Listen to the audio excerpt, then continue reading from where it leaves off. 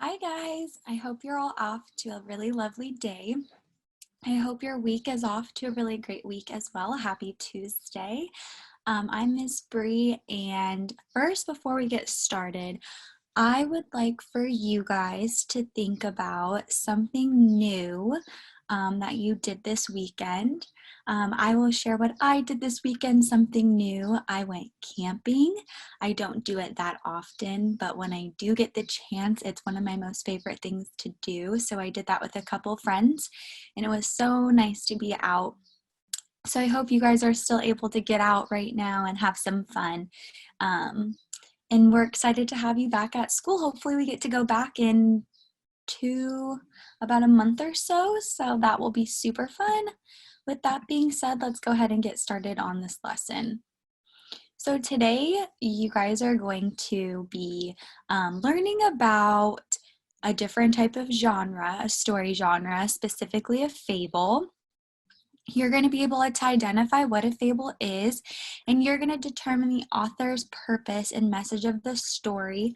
And we're going to do that together by retelling the story that we're going to be reading. So an example of a fable is a short, made-up story that teaches a lesson, okay? So in the story of a fable, the author has a purpose, right? And we're going to try and figure out what the author's purpose is in a specific story, but each story is different. So they might be things like telling the truth. The lesson might be to not lie. The lesson might be to be kind to others, be kind to nature, respect your environment. So these are lessons and morals of the story that we want to pay attention to specifically while reading fables. So today we're going to be reading together The Boy Who Cried Wolf. As I get this pulled up, I'm going to stop sharing my screen for a second. All right, so as you can see, we have the story pulled up. We have The Boy Who Cried Wolf. The story is retold by B.G. Hennessy, and we have an illustrator who draws our pictures and designs that by Boris Kulikov. Let's get started.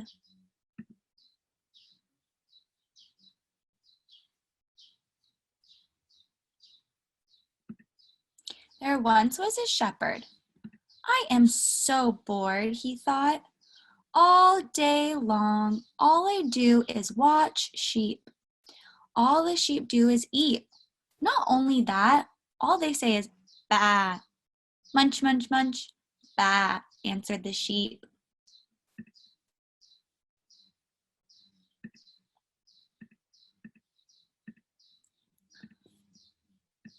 Nothing ever happens here. None of my friends come to play. I am the most bored boy in the world, thought the shepherd. Munch, munch, munch. Ah. Oh my goodness, and he's picking his nose. Oh goodness. He must be very bored, right? Let's move this. I wonder if sheep ever get bored, he thought. He decided to teach the sheep some tricks. He expected the sheep would be happy to learn something new, but none of them seemed interested. Munch, munch, munch. Bah, the sheep protested.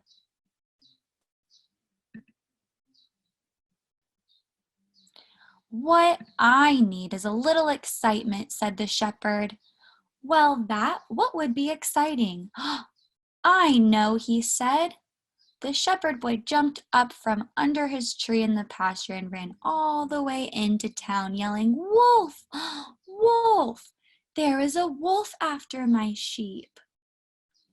Oh no, so he ran into the village telling his people that there is a wolf, but I don't see a wolf, do you? All of the townsfolk came running as fast as they could to help the shepherd boy protect his sheep. They looked everywhere for the wolf. No wolf in the pasture, no wolf on the hill, no wolf in the forest. Oh, he is Very sneaky. One of the shepherd boy's friends stayed with him for the rest of the day to make sure the wolf was really gone. That was a fun afternoon, thought the shepherd boy. Right? So he was so bored, got one of his friends to come back with him. But the next day, munch, munch, munch, bah, life in the pasture was back to boring again. I wonder what he's going to do this time. So the shepherd boy jumped up from under his tree in the pasture and ran into town, this time yelling, "Wolves, wolves, wolves! There are 2 wolves after my sheep." And just like the day before, everyone came running, lickety-split, and helped the shepherd boy protect his sheep. And just like the day before, they looked everywhere for the wolves. No wolves in the pastures, no wolves on the hill, no wolves in the forest. Could he be telling the truth?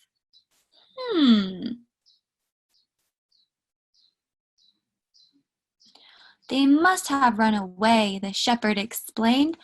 One of the boy's friends stayed with him for the rest of the day, this time to see if there was really a wolf. That was another fine afternoon, thought the shepherd boy after his friend had left. So we know that our boy is very, very bored, right? And some people are starting to get a little bit questionable. The next day, just when the shepherd boy was beginning to get bored again, he heard, "Lunch, lunch, grrr. Lunch, lunch, lunch, grrr. And lunch, lunch, lunch, grrr." Oh no. And there by the edge of the pasture were 3 big hungry wolves. The sheep started running in all directions, and for the third time, the shepherd jumped from under his tree into the pasture and ran into town, this time yelling, "Wolves, wolves, wolves! There are 3 wolves after my sheep." Oh no, see, this time for real there are wolves. What is he going to do? But this time no one came to help. This time no one believed him. And the shepherd boy spent the rest of the day looking for his sheep all by himself. Oh no, I wonder what could have happened.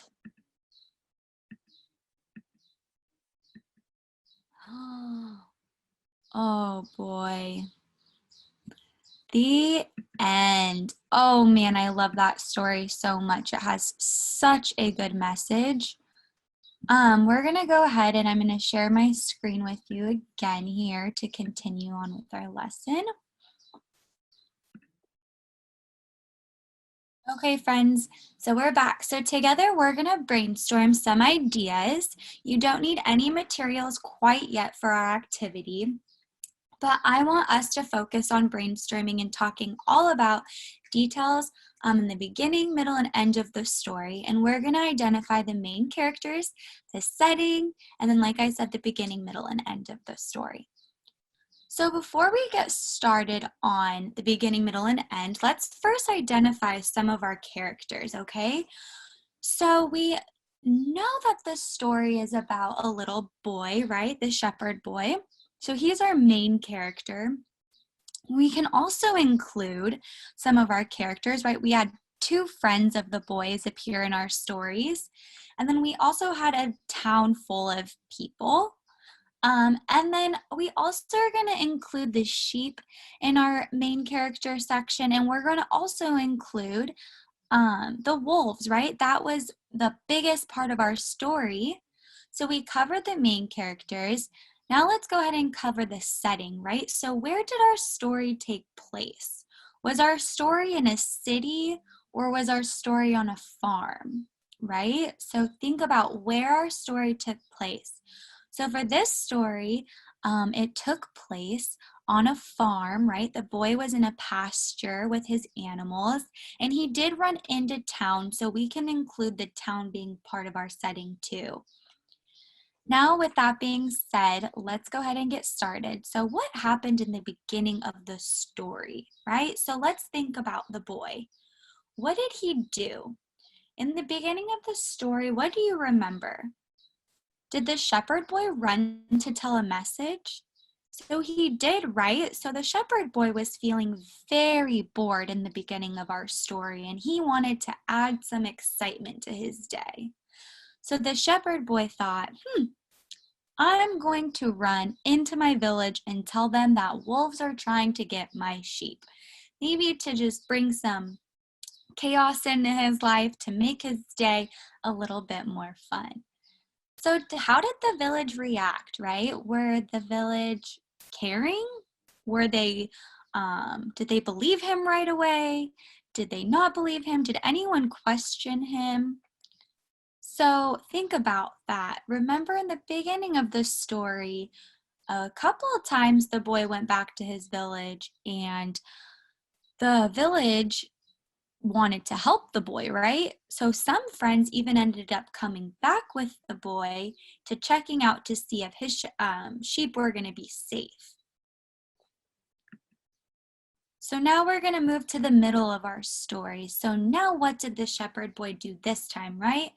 So we know the first time he had friends that believed him. Now the second time, where did he run to again? Who did he tell? How did the village react for the second time? Did the boy's friend react? Was he suspicious of the shepherd boy?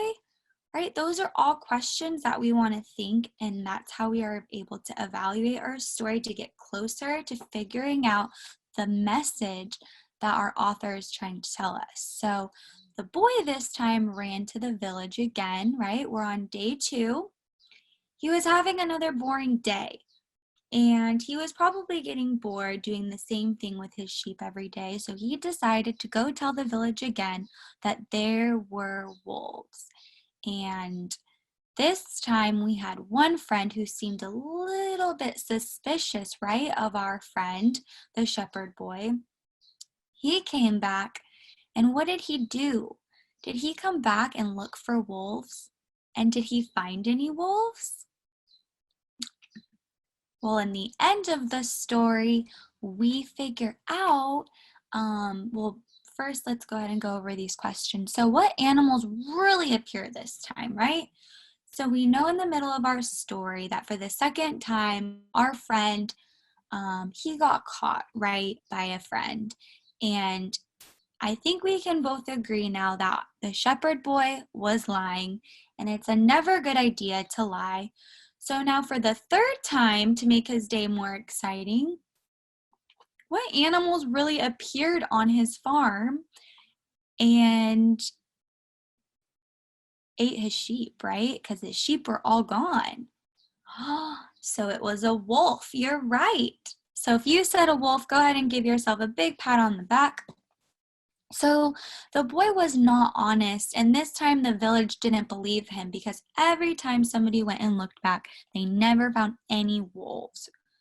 So the author is trying to teach us, right, to be honest. The boy did something wrong and he lied. So next time, if he wants to make his day more exciting, maybe it's a good idea to go into the village and invite one of his friends over to come play. That way he can have more of an exciting day. So now I would like for you to go ahead and pause this video at any time. Gather some materials. I want you to gather one sheet of paper, and then I'd like for you to get a pencil and some sort of markers because we're going to be color coding and we're going to be writing and retelling our story. So when you're ready to join us, come back and we're going to get started. So together we're going to retell the story. So this is sort of a sentence starter here, or paragraph starter. So we are going to write, it says, I read the story. So the story that we read, we can write that on our paper. I read the story, just like this. I read the story.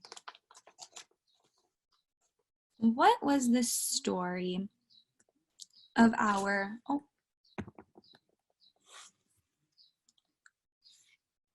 my page is not working. Okay, sorry friends, I had to pause that, or I had to exit out of that really quickly. So I'm gonna go ahead and share my screen with you again. So now I read this story, The Boy Who Cried Wolf. So just like this, we can go ahead and say, I read this story, The Boy Who Cried Wolf. Now I would like for you to grab another color. I'm going to grab red, and we're going to say, I'm going to share my screen with you again so you can see the next sentence starter here. In red, it says, it was about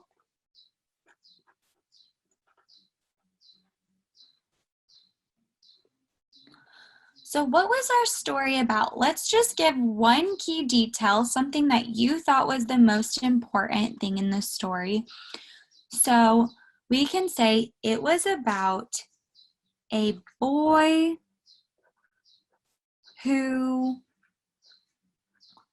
was bored. So this is my idea. If you have something else that you want to write, that's fine.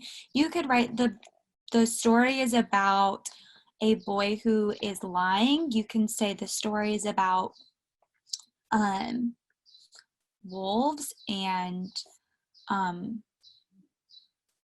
maybe you can say the boy is bored, right? So it was about a boy who was bored, okay?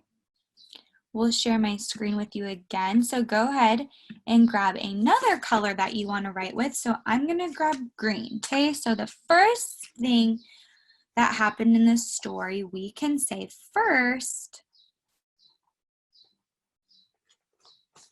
just like this, first, here in green. So what happened first, right? Do you remember what happened in the beginning of our story? I'll go back to this slide. So we thought about, what did the boy do?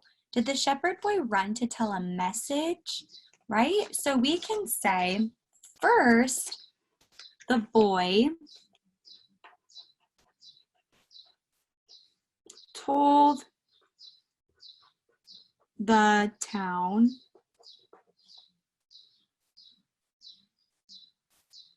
he saw wolves. Okay, so first, our shepherd boy told the town that he saw wolves. Now we can go ahead and grab another color in our story. And this one we're going to use for a little bit more of a chunk of the sentence writing. So now we can say, so we covered first. Now we have our next transition word, which is going to be then. Okay, so I'm going to share my screen with you.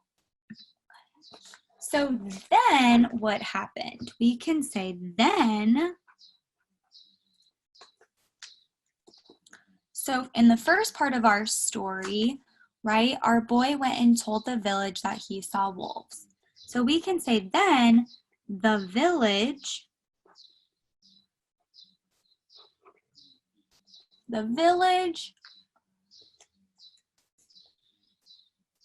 wanted, right? They wanted to help the boy because they believed him. So we can say the village wanted to help the boy. Just like this. Next is going to be our next transition word. So we're going to say next.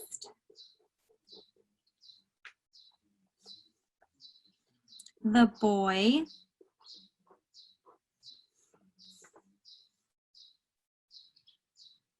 lied again. Because, so why did he lie the first time, right? Was he having a really boring day? Was he wanting something to be more exciting in his day? So we can say the boy lied again because he was bored. And he had such a fun day the next day. So the next transition word that we're going to use is going to be after that. So we're going to say after that, we can say his friend, right? So remember in the middle-ish, kind of the end of our story, we had a friend that became very suspicious of the boy, the shepherd boy. And he came back and he found no wolves on the boy's farm, right? So we can say after the boy lied again, so after that, the boy's friend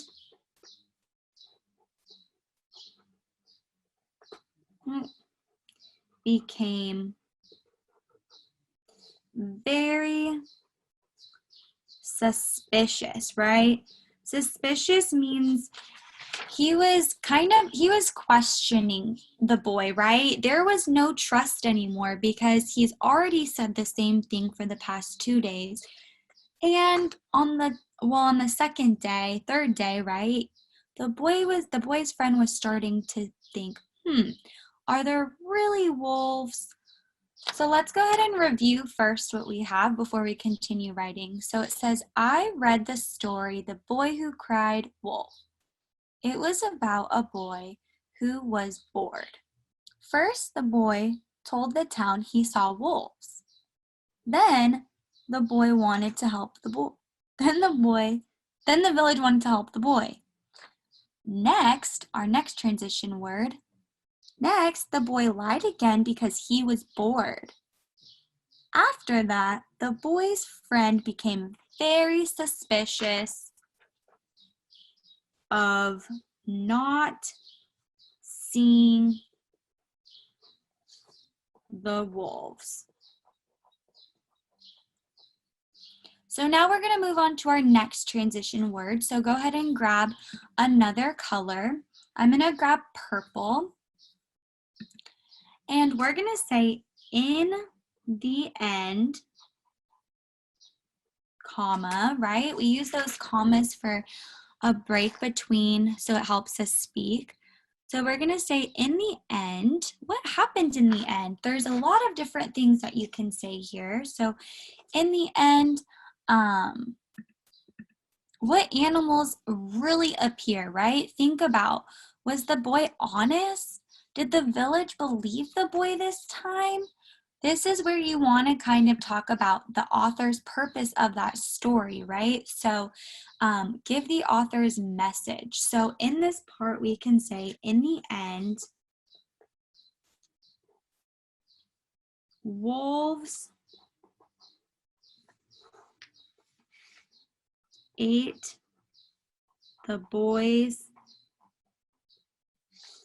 sheep. This time,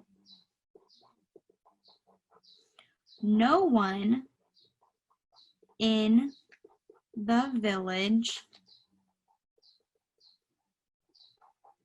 I'll stop there and show you what I have written down.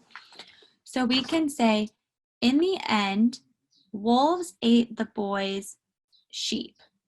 This time, no one in the village, we can say, no one in the village believed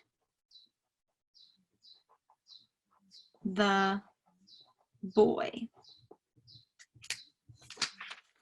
So in purple, this is our next transition sentence, or chunk really.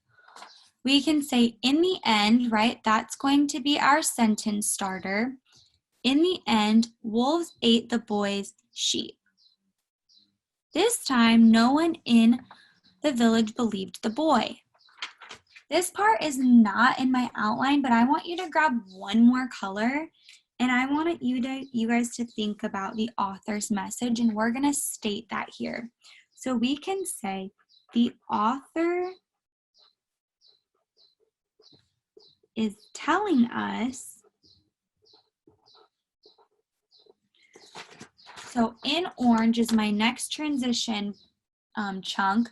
So we can say the author is telling us, what is the author trying to tell us? Did the boy get anywhere by lying? When he really needed help from the village, nobody wanted to help him. So we can say the author is telling us to always tell the truth. The end, right? And so the purpose of this story, there's three different purposes of an author's story, okay? So the first one is going to be to persuade, and that's when a story is trying to persuade you about their opinion. It could be a personal opinion. So I could write a story saying the top 10 reasons why you should join dance, right?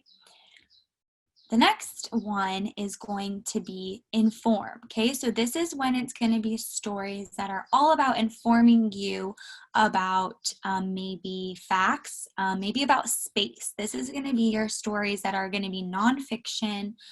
They could be bibliographies, autobiographies, right? You're trying to inform us about who you are. And then the third type of story is going to be entertainment.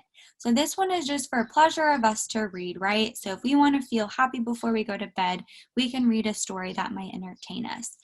So the purpose of our story today, The Boy Who Cried Wolf, we can say, I think we could actually kind of say this is a little bit of a persuasive story. We could say that the author is trying to persuade us to always tell the truth, right? Because the author is telling us that by lying, it doesn't really get us anywhere. It just gets us in trouble. So we can say we're trying to be persuaded to tell the truth, but we can also say that this story is entertainment, right? Because it is made up, it's make-believe, it's not a true story. The author is just writing this to give us a little message that we can carry into our lives. And it's a really fun story to read all the time. So we're going to go ahead and wrap up there. I want you guys to think about during this time, what is a fable? Okay, so I know we introduced that topic in the beginning. So I'm going to go ahead and share my screen just so we can review some of this together. So what is a fable? A fable is a short story that is made up, so it is not true, and it teaches us a lesson, okay? So the lesson in our story, The Boy Who Cried Wolf, was all about telling us to tell the truth. So now, we've covered the lesson of The Boy Who Cried Wolf. So now, did we achieve our objective? We sure did. So you were able to identify the author's purpose of the story, The Boy Who Cried Wolf, by providing supported evidence from the story. So now in your free time, if you guys have some extra time in your day, I want you to read a story at home, practice retelling this story using those transition words like first, next, then, and last, and share your evidence with a family member. I had so much fun teaching you guys this lesson. I hope you enjoyed it as much as I enjoyed teaching it. Have a great day, and I'll see you next time.